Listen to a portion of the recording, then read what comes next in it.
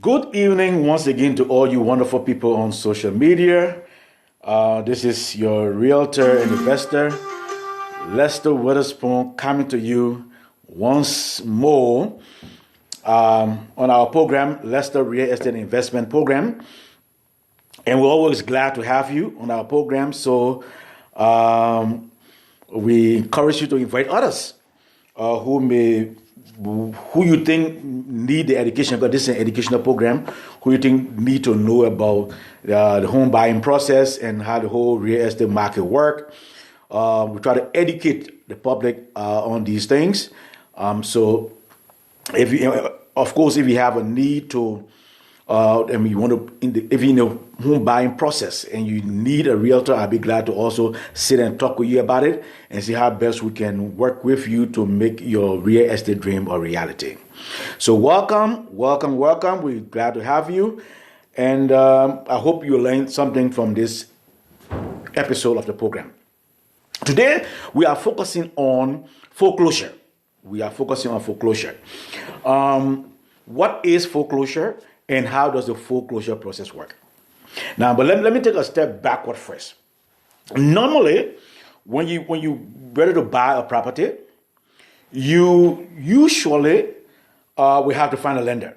You will have to find a lender who will qualify you to buy the property. And once you're qualified, the lender will give you the necessary funds so you can pay the buyer. The seller, you as the buyer, pay the seller for that property, and so you can take the property, close the contract. So the lender will give the money up front to the seller, so you can become the owner of that property. Now you sign all the documents to move forward, right? But in that document, you sign in that contract to close the transaction, the settlement.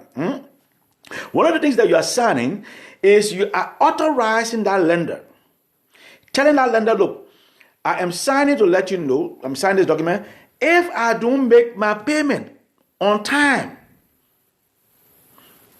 you can take possession of the property. So the property you buy is being used as a collateral in order to get that loan. So you tell the lender, this property is being used as a collateral. If I don't make the payment, you can come and take the property back. So that when I want the document you be signing, when you sign that during the settlement. Even though people don't read all the fine prints, but I want to think you be signing. Authorizing the seller to come and take possession of that property if you don't make your payment. You see? So as long as you are making that payment, as long as everything going fine, you have that property, it's yours, what have you. But as soon as you start defaulting on your payment, then the problem starts. Because you are not the full owner of that property until you are paid off. Yeah, you are not the full owner. The bank have all rights to come after that property if you don't make your payment. The bank can come after that property and take it back. You see? So, while it's true that you live in there, oh, this is my property, you're not the full owner yet until it is paid off. Just remember that. So you got to make sure you make your monthly payment on time and according to schedule. Now, there are several steps. It varies from state to state, but there are 6 basic steps that go through the foreclosure process. But first, what is foreclosure? Let's talk about foreclosure first. Foreclosure is the legal process that is used to repossess, that the lender used to repossess that property that you are in default with, that the homeowner is being in default. So it is a process that the lender used to take possession of that property, and that's foreclosure in a nutshell. Yeah, and but foreclosure process differ from one state to the next. But generally, there are 6 basic steps that occur during the whole foreclosure process. 6 basic steps, which I'm going to share with you briefly today. All right. Now, the first step is what we call a default payment, where you default on your payment. Now, normally, your payment is due the first of every month. Normally, your payment is due the first of every month. But lenders will give you a grace period, where normally it will be 15 days, 10 days, 15 days, to make your payment where you have no record, you have nothing against you. Once you make that payment in that time period, you're still good to go. You see? So even though it's a pay on the first, but they give you a grace period to make that payment. So once you pay that payment on the first or in that grace period time, you're good to go still. So no record. But if you fall back on the payment, let's say at the end of the first 30 days, the first month ends, and the first come and you don't make that payment, and the grace period passes, and you don't make that payment, then you can start hearing from the bank or the lender. Because after that grace period, after the first month you default and the grace period pass, the lender will either give you a telephone call to let you know that you are in default, or will send you a letter to let you know month has ended, we're expecting your payment, we have to see your payment, grace period over, what's going on. So they will send you a letter notice, notify you. But they will not take any action against you. Usually they will not take action, they will just send you a letter letting you know after the first 30 days. After the second month ends, 60 days pass, and you still have not made that payment. Usually they will not take a legal action against you yet, because by that time they're still willing to work with you for you to make your payment. But they will send you a letter again, or they'll give you a call. Look, 60 days gone, you need to make your payment, you are in default. 60 days pass. So you need to make your payment. They will send you another letter, or they will give you a call. By the 90th day, which is 3 months, after 3 months, and you have not made that payment, then definitely they send you a notice. You will definitely get a notice. You will get a notice letting you know that you got to make that payment up to date. And what they will do, they send you what they call a demand letter. Definitely send you a demand letter, or what they call a notice to accelerate. You get a letter. It's either called a demand letter or a notice to accelerate, to make your payment, bring it current. Because by the end of the second month, sometimes the bank will say, look, to make it current, even at the third month, so they say, look, make at least 2 payments up front, and then the last one we can put it to the end of the mortgage payment, just for you to be current. You know, by the second month, they try to negotiate with you and work with you to see how best you can bring your payment current. But by the end of the third month, you do it, they send in that demand letter. You have to bring your payment current. Yeah. Notice, and in that notice letter, they'll let you know how much you got outstanding, and they'll let you know that you need to bring it current, or the property that people repossess. They'll give you a notice. They're giving you a notice right away. It's a demand letter. You have to take action.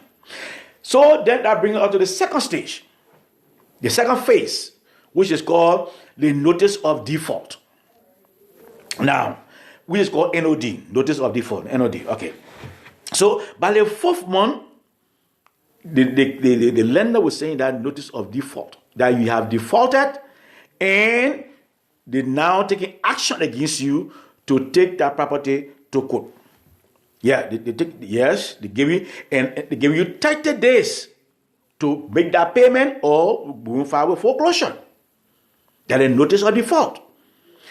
Make the payment, or you have 30 days to make that payment, or we'll move forward with the legal process. That's the notice of default in a nutshell. That's what they do. So you have to make that payment within that time period. In that 30 days period, you have to make that payment. So it's up to you to call them, negotiate, to see how best you can move forward, or to see how best you can handle it. And now, listen, by this time, you have three options you have. You either can save it from going to foreclosure by making it current, make the payment current, yeah. Or you can negotiate with the bank and do a modification of your loan to maybe lower your payment and negotiate and see how you can come up with something to move forward. So you either can pay the whole balance or make it current, or you can discuss the modification of your loan to see how best you can work around it to keep it going, or You do voluntary eviction, you can leave by yourself, or you be evicted. Property be sold. So these are options that be available. Bring a current, modify a loan to continue the process, or you take the property and sell the property. And you be evicted, get out. You see? So these are some of the things that we'll go through. So that's the notice of default. They're letting you know you have 30 days to make this payment, or we're moving forward with legal process. Right there. That's the notice of default. The notice of default. NOD. Yeah. So once that is done now then we'll go to the next phase, what they call notice of trustee sale. Because by that time, they're giving you enough notice, everything. They have told you that we intend you make that payment, they go into the process. So the next thing they do what we call the notice of trustee sale.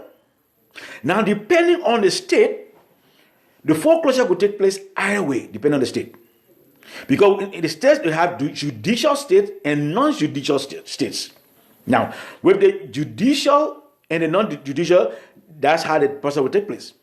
So with the non-judicial foreclosure process, all they gotta do is get a trustee. Get a trustee, the lender, get a trustee who will file all the legal paperwork with the court, and then once all legal paperwork is filed with the court and they approve, they move forward with a sale. Yes, right there. They move forward with a sale, and that it take a short period of time. They don't take long at all. It takes a short period of time to do that. But with judicial state, you cannot just file a paper and that's it. You have to get a lawyer. So the lawyer got to get involved. We got to go to court and get a court approval for the foreclosure to be effective. Yeah, to be approved. So if you're located so you need to find out whether you're in a judicial state or a non-judicial state. If you're in a judicial state, you know that the foreclosure process will take a longer time because you got to get a lawyer, you got to go to court, you got to set a date up and down, and it will take a while, it will take some time. But with non-judicial state, it takes a shorter time, just like this. You can file that paperwork in. Once it's approved, you start the process right away and get that property sold. Yeah. So that's what happened with the judicial state and the non-judicial state. They've come to foreclosure. Yeah. So once that is done, then we'll go, based on the process, then we have what we call the trustee sale, which is the fourth phase, which is the trustee sale. That's the fourth phase, the trustee sale. With the trustee sale, so that's where the public auction is being held. The property will be put up for public auction. Yeah. And when you put a property up for public auction, the bank will determine the base price that the property will start for the negotiation. We will start that base price, and then from there people can start negotiating. And the person who got the highest bid and meet all the other requirements win the property. That's it. So whoever win the highest bid and meet all the other requirements attached to that particular property carries that property, take that property. But sometimes at the auction, the properties are not sold at auction. Sometimes properties are not sold. So what happens when the property is not sold? And that takes us to the fifth phase, what they call REO, or real estate owned. That means the bank take that property back. The bank own the property, and normally they call real estate owned. The lender take it back, but according to the law, the bank cannot sell a property. So what they do, they link with a broker or agent to represent them to list that property and put it on the market for sale. Or they find some assets manager to take that property and get it going and to sell that property. If it's not sold at the auction, then it become an REO, where the bank take it back and find a broker to sell it and to get rid of that property. So that will happen during that other phase. So once that property is sold, whoever the highest, because normally they go highest bidder again, whoever bring the highest will get it and meet other requirements, we carry that property. And then once that is done and we have a new buyer that buyer will get what we call a trustee deed. We get a trustee deed and take over that property. That buyer has the right to either sell that property or do what they want. They have immediate possession of the property. Once you buy the property, you have immediate possession of the property. And then the sixth phase is the eviction phase.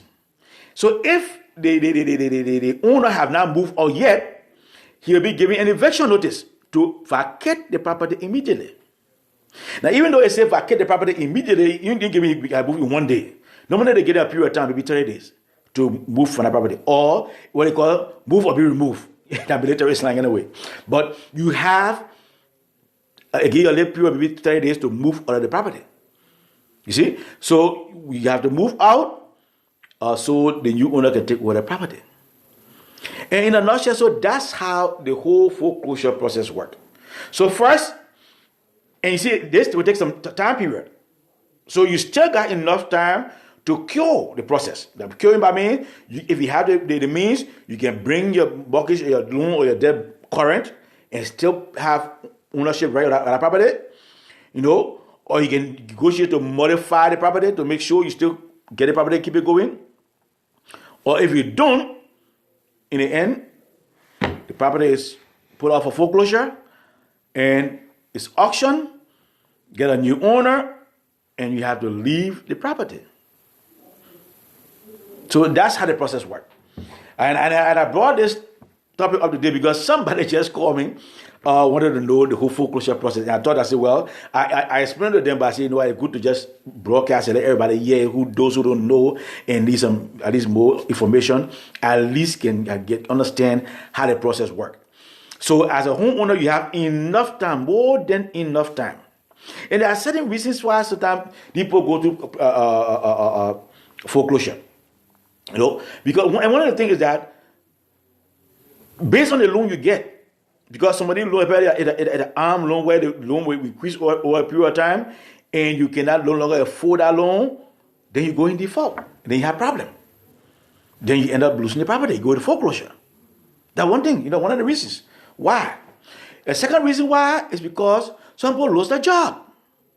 Some people lost their job and have no means or income and cannot continue making the payment. As a result, the property go to foreclosure and they lose their property.